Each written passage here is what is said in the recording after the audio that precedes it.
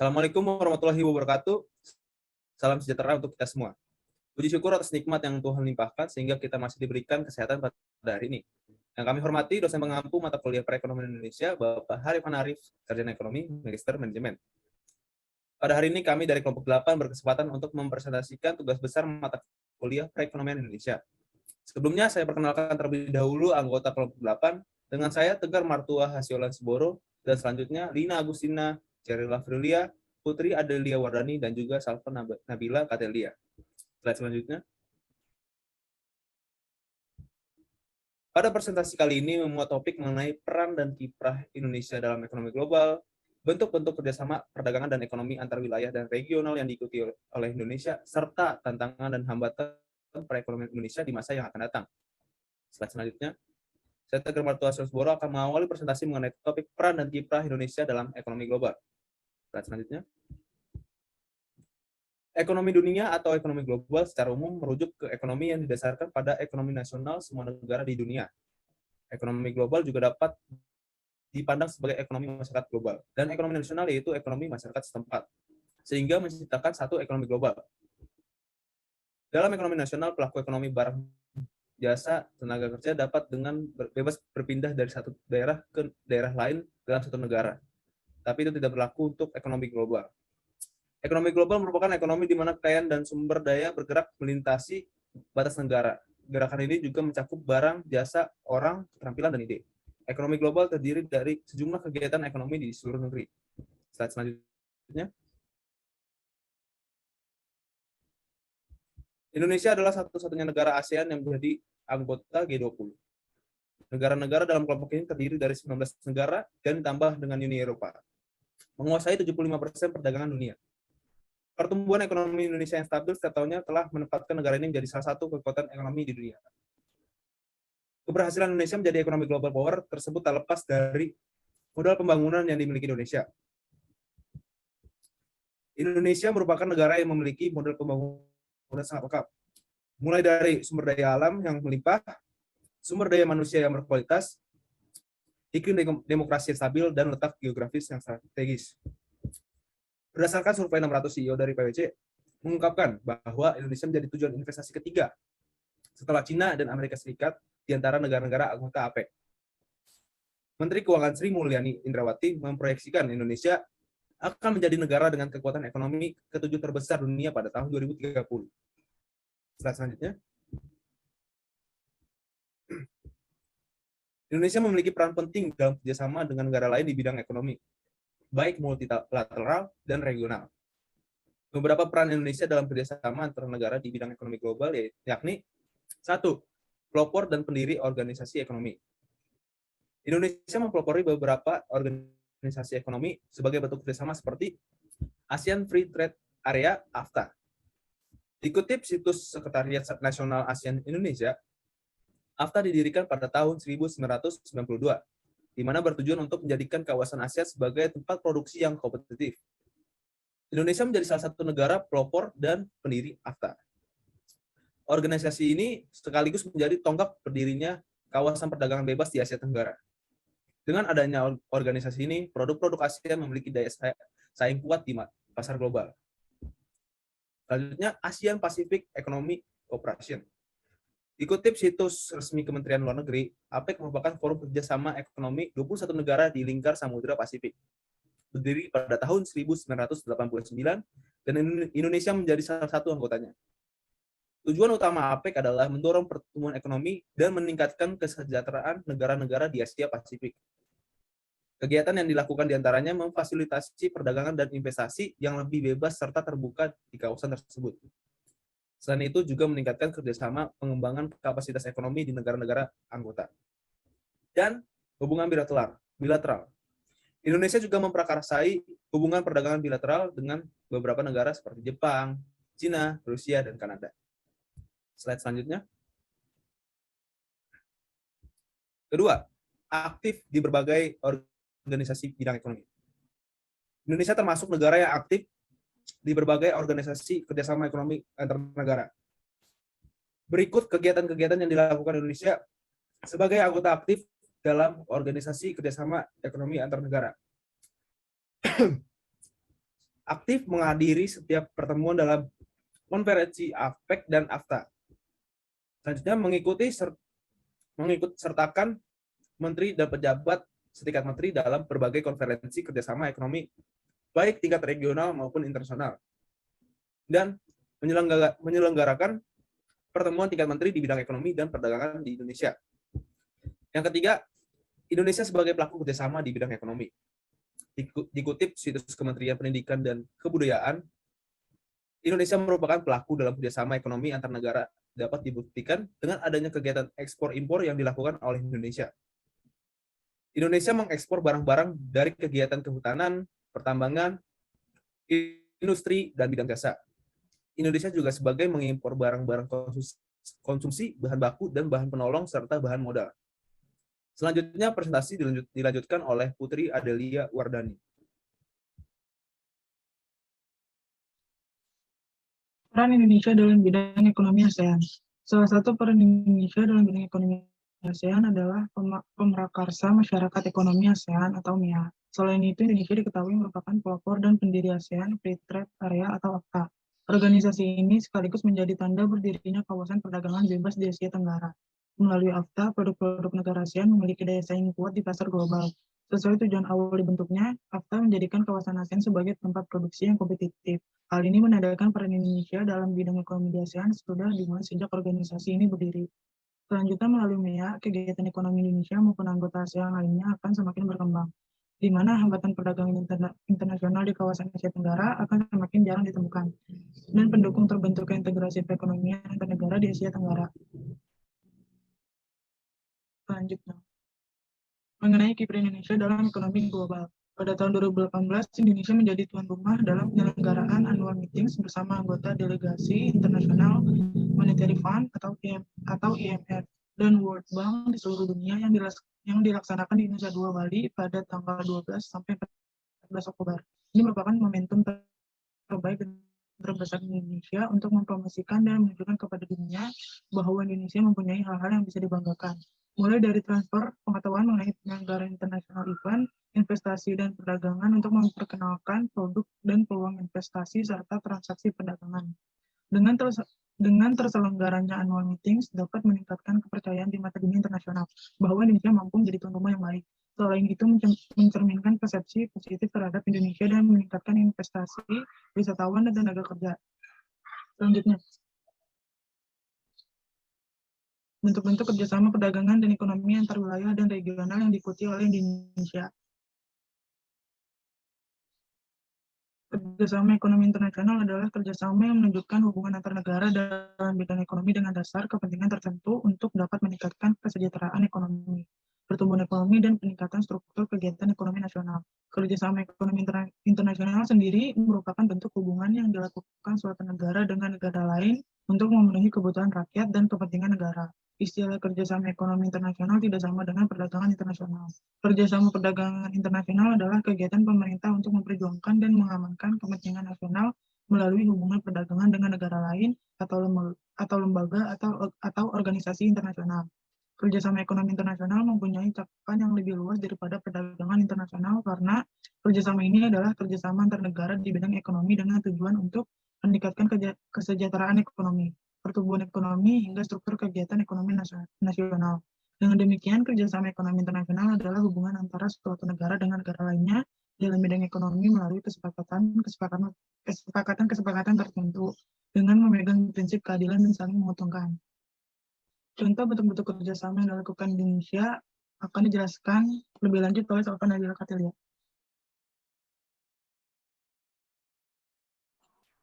Contoh berbagai bentuk kerjasama yang dilakukan Indonesia.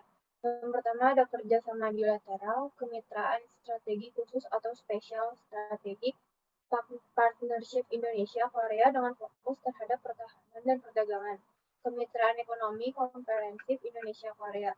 Indonesia-Korea Comprehensive Economy Partnership atau IKCPA. Yang kedua ada kerjasama regional, Asosiasi Negara-Negara Asia Tenggara, Association of Southeast Asia Nation atau ASEAN. Kerjasama ekonomi Asia Pasifik, Asia Pacific Economic Cooperation atau APEC. Yang ketiga, kerjasama multilateral, International Monetary Fund atau IMF, World Trade Organization atau WTO, Economic and Social Council atau ECOSOC. Yang keempat, ada kerjasama antar regional, ASEAN Plus 3, ASEAN Plus 6, Asia Pacific Economic Community, Organization of Petroleum Exporting Countries, ASEAN Development Bank, ADB, kerjasama antara Uni Eropa dengan ASEAN.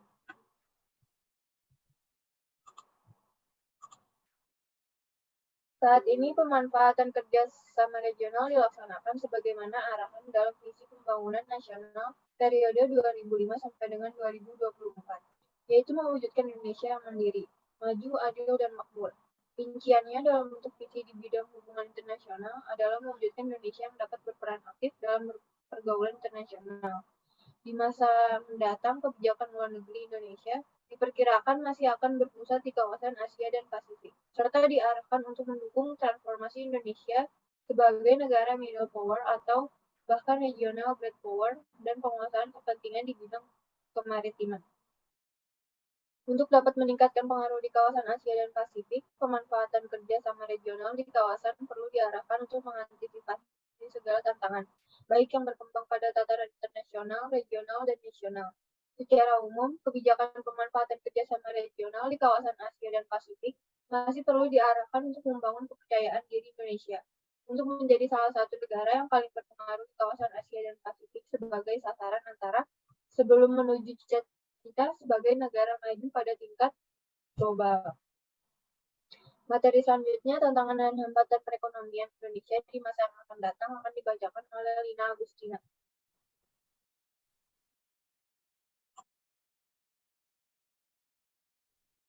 Tantangan dan hambatan perekonomian Indonesia di masa yang akan datang.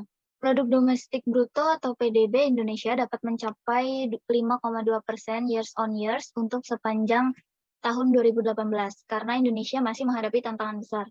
Tantangan tersebut antara lain perang perdagangan global, rupiah yang rapuh, suku bunga acuan Bank Indonesia yang lebih tinggi, defisit transaksi berjalan, dan ketegangan politik menjelang pemilihan parlemen dan presiden 2019. Lalu pada pertengahan tahun 2020, pertumbuhan perekonomian Indonesia kembali terhambat karena adanya pandemi COVID-19 yang masuk ke Indonesia pada awal tahun 2020. Next.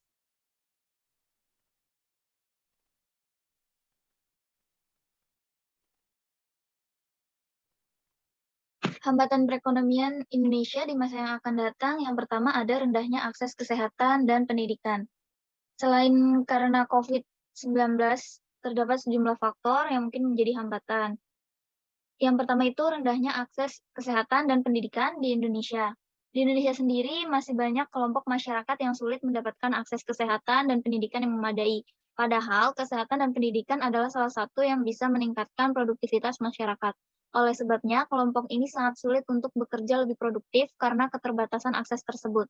Pemerintah sendiri telah memberikan berbagai kebijakan untuk fasilitas kesehatan dan pendidikan yang adil bagi semua orang. Salah satunya yaitu melalui BPJS Kesehatan dan juga bantuan operasional sekolah. Hambatan yang kedua yaitu kurangnya infrastruktur yang diperlukan. Kurangnya infrastruktur merupakan salah satu faktor yang menyebabkan pertumbuhan ekonomi di daerah Indonesia mengalami ketimpangan. Seperti contohnya, Jawa lebih maju ketimbang daerah Indonesia Timur karena Jawa merupakan pusat pemerintahan dan memiliki infrastruktur yang memadai. Sementara di Timur, infrastruktur baru mulai dikebut beberapa tahun belakangan ini. Padahal sumber daya alam di sana sangat melimpah dan bisa dimanfaatkan dengan baik untuk menggenjot pertumbuhan ekonomi Indonesia.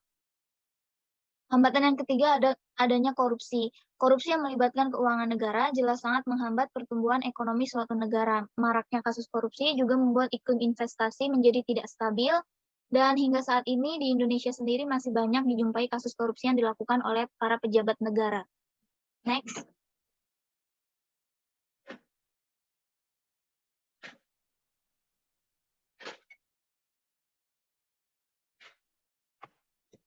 Menurut Ikatan Sarjana Ekonomi Indonesia atau ISEI, terdapat tantangan bagi perekonomian Indonesia setelah adanya pandemi COVID-19. Tantangan perekonomian Indonesia yang perlu dicermati pasca pandemi COVID-19 yang pertama yaitu pemulihan ekonomi global yang tidak merata. Hal tersebut dipengaruhi oleh penyebaran COVID-19 yang berbeda-beda di setiap negara termasuk tingkat vaksinasinya. Yang kedua, terjadinya pememaran atau scaring effect terhadap stabilitas sistem keuangan. Hal tersebut terjadi karena pandemi COVID-19 membatasi aktivitas masyarakat, sehingga daya beli tertekan dan perekonomian menjadi terganggu.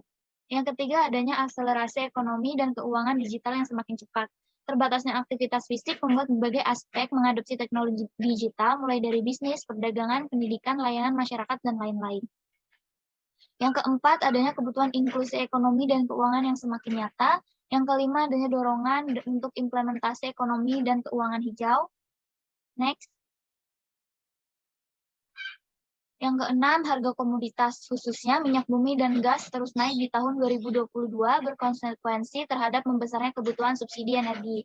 Pemerintah harus segera melakukan reformasi subsidi energi agar plafon subsidi energi di tahun depan sebesar 134 triliun tidak membengkak. Lebih penting lagi agar subsidi energi lebih tepat sasaran. Yang ketujuh, beban bunga dan pokok utang yang berpotensi terus naik menjadi beban fiskal. Tren kenaikan debt service ratio atau DCR terjadi secara konsisten sejak 2013. Pada tahun 2020, DCR Indonesia mencapai 46,76%, dan tahun ini kemungkinan di 48%, lalu tahun depan diperkirakan 49%. Yang kedelapan yaitu meningkatnya angka kemiskinan akibat pandemi COVID-19. Hal ini memaksa Indonesia merumuskan strategi percepatan penurunan kemiskinan yang tepat. Diperkirakan tingkat kemiskinan di akhir 2021 sebesar 20,25%. Mengentaskan kemiskinan rakyat adalah salah satu pesan utama konstitusi. Next.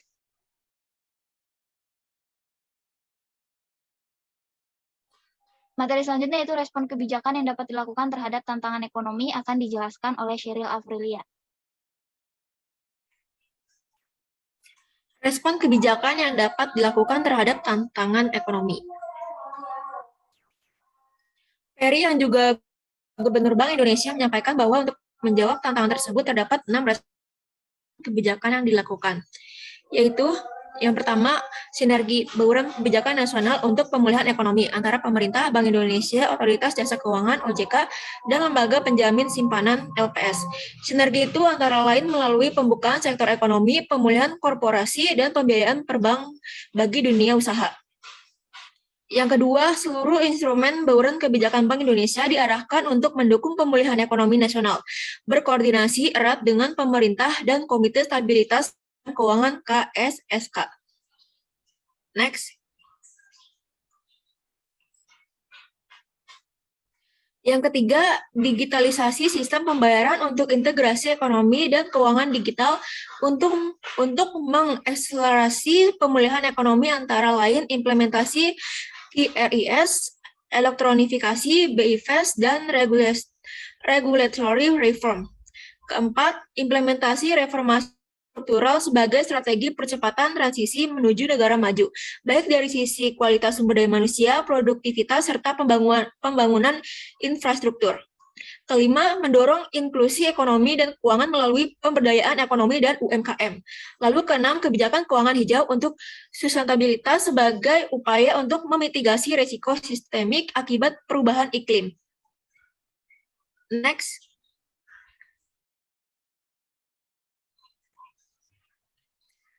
Meskipun sempat terhambat dengan adanya pandemi COVID-19, pemerintah optimis bahwa kinerja perekonomian akan semakin kuat dan diproyeksi tumbuh sebesar 5,2% di tahun 2022. Kinerja tersebut akan ditopang oleh penguatan investasi dan ekspor serta kelanjutan pemulihan konsumsi masyarakat. Hal ini tentunya harus didukung oleh upaya pengendalian pandemi yang menyeluruh, termasuk dengan akselerasi vaksinasi secara masif. Selain itu, reformasi struktural juga harus terus diimplementasikan secara konsisten dan komprehensif guna memperkuat fondasi perekonomian dengan meningkatkan daya saing dan produktivitas nasional. Next.